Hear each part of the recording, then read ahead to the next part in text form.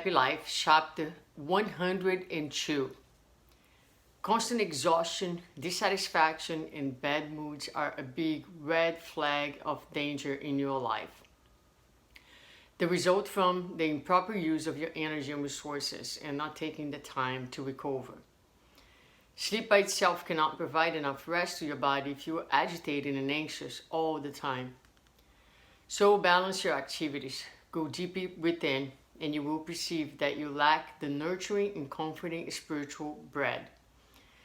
Reorganize your life and restore balance to it while there is still time. So in today's message, Joanna de Angelis warns us about this state that so many of us so often find ourselves, a state of constant exhaustion, dissatisfaction, or we're just moody all the time. We are irritated. And those are red flags that tell us that something is off balance. And perhaps what we are in need is to look at the way we are spending our time and our priorities and our energy. Our life should be in such a way that there is appropriate time to work, appropriate time to do any volunteer, any extra activities that we want, but also time to rest. And time to rest doesn't mean time to sleep, but breaks with family, time to play, time to have hobbies, time to read, whatever it is that you enjoy doing. If your life lacks time to do these enjoyable activities that provide rest to your mind, then we need to take a look at why. Why is it that way? It's also important that we open time for our spiritual activities, time to connect.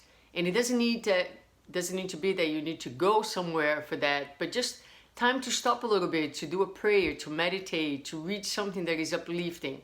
So if our lives is such that we don't have any time to do that, then maybe we are experiencing all these symptoms because we are really in a state of lack of spiritual nourishment, lack of this time of connection that really charges our souls and give us that boost of energy, of confidence, of faith to keep moving forward.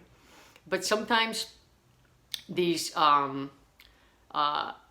going deep within, that Joanna tells us, is not only about looking at the balance of things, but also, as I think I mentioned before, which is really important, is to understand what drives us in each day. Why are we spending so much time running after things that are important, but at the end of the day are not the most important? Why can't we stop working?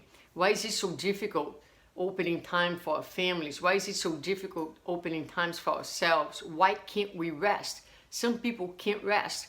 If they rest, they feel guilty. If they rest, they feel like they are sinning, that they should be working at all times and doing at all times. And a lot of times, this just is a reflection of how uncomfortable they are with being still and allowing their emotions to speak and get in touch with their inner world. And so we keep doing. A lot of times we're doing because we are trying to prove to the world or to someone that we love or to ourselves our own worth.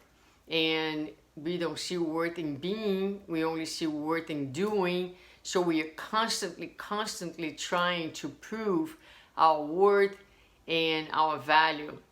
And so there are all these angles that we can take into consideration in considering why we are so exhausted. Also, constant anxiety from lack of faith, from distrust. These also drains our very best energy. So if you're experiencing that today or has experienced or end up experiencing at some point, it is important that we look at the source, the causes they're leading us to this state, because it doesn't need to be like that.